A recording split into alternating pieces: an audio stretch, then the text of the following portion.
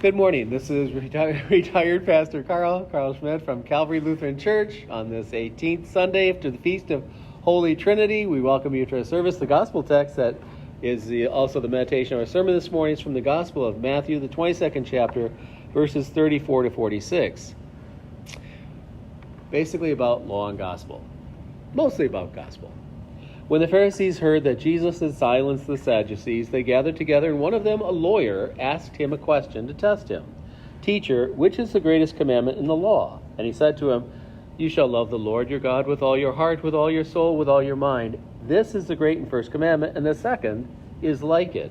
You shall love your neighbors yourself. On these two commandments depend all the law and the prophets." Now, while the Pharisees were gathered together, Jesus asked them a question, saying, "What do you think about the Christ? Whose son is he?"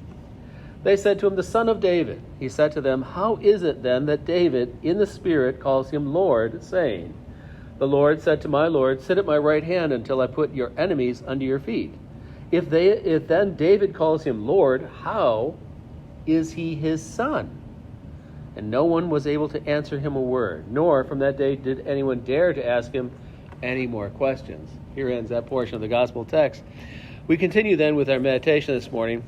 When we look at these words from our text this morning, from the Gospel of Matthew's 22nd chapter, there are basically two ideas, very separate ideas, that are being covered here by the Pharisees and Sadducees, and then in the second half of the text, Jesus. And the two basic ideas are this: law and the good news. Some people call it gospel, but that's not a word that really has a particular meaning. That's just Greek letters switched into English.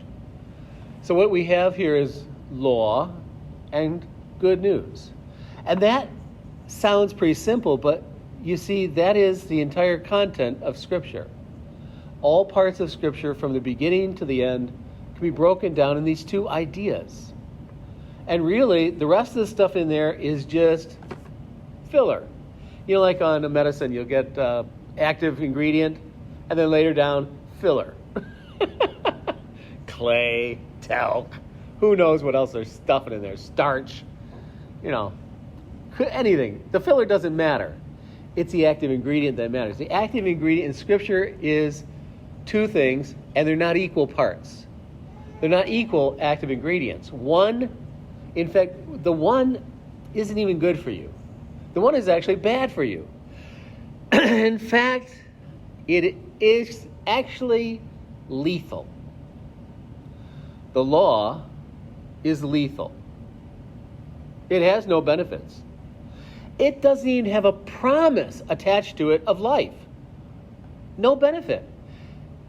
It's worse than that, because not only is it lethal, on the other end of it is someone who is really angry.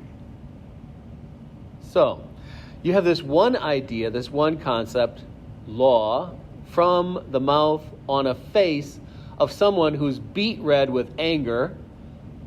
And then, idea number two is completely different and much greater than the law. You see, the law is not anyone's proper idea, especially God. Sure, it comes from him, and he speaks it out of anger toward us. Like the mother says, "Don't touch that vase." I said, don't touch the vase. Grr. Ding. Crash. I said, don't touch the... Head to your room, young lady, now. You'll live in there till you're 45 years old. Don't even think about coming out for dinner. Well, unless we have hot dogs and chips, and okay, maybe you can come out for that. But you're in so much trouble. You see, the law speaks with a harsh, condemning, authoritative voice. It doesn't have a smile. It doesn't give cookies, because all you can do is break the law. That's it. You can't actually follow the law, ever. Let me put this in a way you can understand. In your whole life, not once, not a single itsy-bitsy time have you ever obeyed the law? And you might say, well, yeah, Pastor Karl, you're dumb, and you're also out of your mind because we obey the law all the time. I don't go in the grocery store and steal stuff from it, usually. Okay, often, mostly, ever. No, well, I don't know, the bag of grapes, one bag's bigger than the other one. Do you ever take the smaller bag if they're one price? Not really. So, did you know you brought the bigger bag? Yeah, you did. Yeah, you probably stole those extra grapes. So, here's the thing of it. We don't keep the law because we don't want to.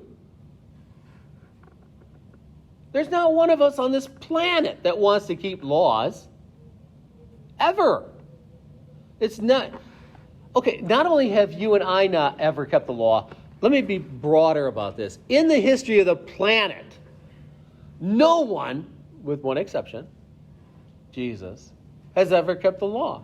Because the law is the will of God that requires that it be done with a perfect heart, a perfect mind, a perfect soul, and pure love toward the neighbor. Yeah, apart from one, no one. Not even once. So let's take this a step further. Apart from Jesus, no human being has ever kept the law. Bingo. That's it. And so the law then only speaks anger, condemnation, justice, death. That's the law.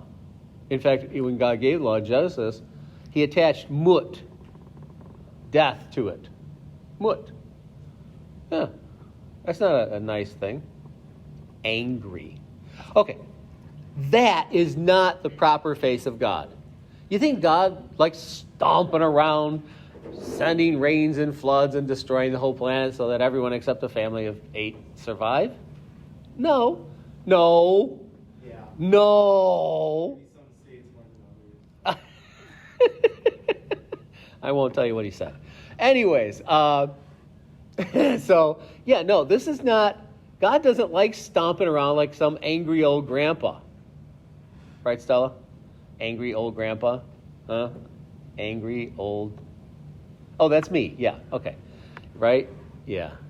Stella, clean your room! What'd you say, Pop? Stella, your mom and dad said clean your room? Stella's like, that's not what I heard.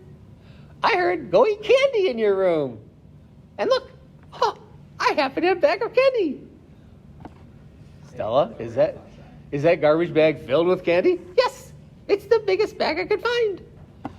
You see, the law never hands out candy. The law always has that angry, grandpa voice. No, that's not how a grandpa wants to be. And kids don't want to see grandpa like that. It's like, yeah, your room's a mess. Let's just stomp over it. See if you can do like a swan dive toward your chair. Oh, you missed. Oh, well. Yeah, clean it up later. You see, God isn't angry either. The whole idea of the law is only, like St. Paul says, it's a school marm. It taps with the ruler on the desk and says, don't throw the chalk. The law only turns you to the gospel, the good news, a kind face. Because even little kids, babies, if you make a angry monster face, well, little ones, they don't know the difference. But as they get older, they're like, they get worried, concerned, a little bit iffy. Then they start to cry. Because even little kids know that angry face is not happy. They get it. And if your religion is all about you and an angry, stomping God, then what's the point of you having religion at all? And if the law is holy and perfect, and I think everyone in any religion would agree to that, the law is holy and perfect, well, then what's the point of trying to follow it? Because I've never met someone who's holy and perfect. Other than, of course, my dear wife, who is, of course. No? Got that one wrong. I got to dodge a shoe here. So anyways, yeah. So people rather prefer, even little kids, a smile. You go, duh, duh, duh, duh, duh, duh, duh. And little guys, that's it. You can talk now. Here's first grade. Duh, duh, duh, duh, duh. Kids, even the littlest, know that love and kindness and smile is better. How much better? Way better. There's an old axiom among school teachers. You don't have the right to criticize a child, to correct a child, to instruct a child, until you have firstly, and then firstly is real important there, firstly complimented, directed with kindness 9 times. First. And then and only then do you have one correction or advice or whatever to offer. Don't waste it. Because it's 9 to 1. If you don't have that ratio to instruct children, you destroy their spirit. You destroy their soul. You leave them helpless feeling. You leave them sad. You leave them wondering if there's any love at all. And then they become despondent. Harsh is no way to treat children. And God is not that way with his children either. So the second word out of God's mouth is awesome. That's why it's called good news. Gospel, euangelizomai in Greek, which simply means good news. That's all it is. Good news. What kind of good news? That God is smiling. In fact, in Psalm 2, it says he sits in the heavens and laughs. Of course, in Psalm 2, it's with derision at the kings of the earth who want to throw off his shackles and chains and rebel against him. But he's still laughing. Because even in the depth of our rebellion, even in the depth of our sin, even in the depth of our brokenness, whatever it really is, and I assure you, for anyone who thinks it's something wrong on the Ten Commandments, or something you left out, I assure you that is not the case. That's great if you're 7 years old. But if you're a grown-up, that's not it. It's something much more insidious. And the Father looks at us and says, these are my kids. I made them out of love. I made them for love, to be loved. Because why else would you have kids in the first place? Yeah, well, someone has to clean the house and paint the fence. I get that. But why do you have kids? Because you love them. Do you think God is anything less? You see, if there is religion to be had, and if it makes any sense at all, it's that second word, which is not equal to the first. If you remember a grandparent or a great-grandma that you loved and found very precious in your life, do you remember her carrying around a stick, smashing your toys? No! You remember her teaching you how to ride a bike. You remember her baking you these amazing cookies that gave the whole house this wonderful chocolate buttery smell. And then the arms. You remember arms.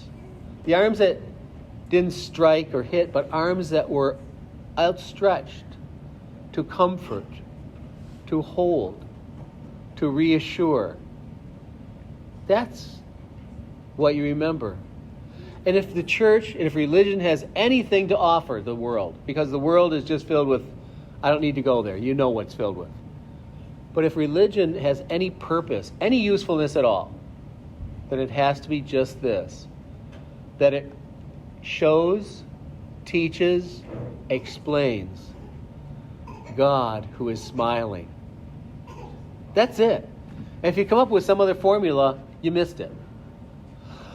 If you have some preferred list of people that God isn't supposed to like, but you're not on that list, you're on the good list. It's like Santa Claus. There's naughty and nice. No. Santa looks at everyone and smiles. Even the kings of the earth who want to just ignore God and do their own little thing, God sits in the heavens, Psalm 2, and laughs.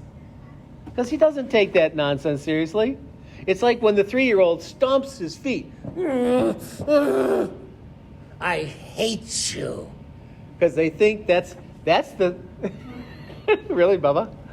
Because they think in their little minds that that is the most dastardly, destructive thing that they can say. That, oh, it'll just crush their parents. Their parents will fall to the ground weeping, curled up in a little fetal position, sucking their thumbs. No. The 3-year-old stomps his little feet and says, I am only going to eat cookies.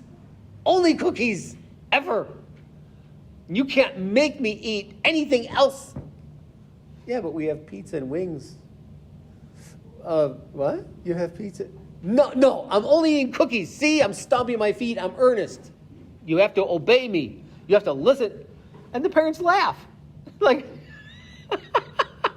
oh, wait till your first dentist visit. This will be fun. Get used to this sound.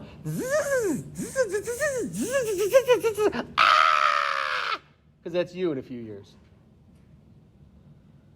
Stell's looking at me going, yup, that's how it works. Been there, done that. You see, God doesn't take sin seriously anymore because he dumped it all on his son's shoulders, and then he got serious. Then he gave his son the penalty just one time, death. And his son went to the cross and died. Because in one moment, the Father was earnest. To what way? It's not what any of the Jews or the Gentiles or the Romans or anyone else did to Jesus. It was what his Father did to him. My God, why have you abandoned me?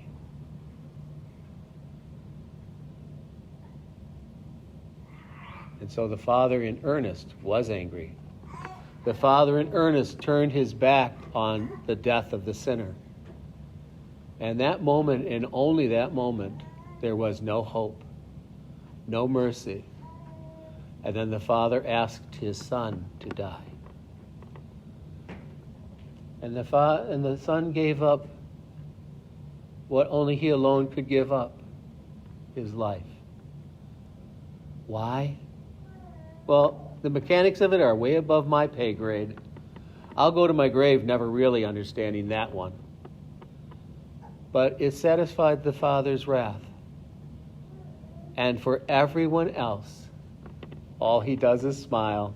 And even in the midst of our little foot pounding, I'm so angry. Oh, God, you're so mean to me. Oh, you're such a bad dad. And he smiles and goes, yeah, but you have no idea what I'm doing for you, or how I'm doing it, or why, in what way.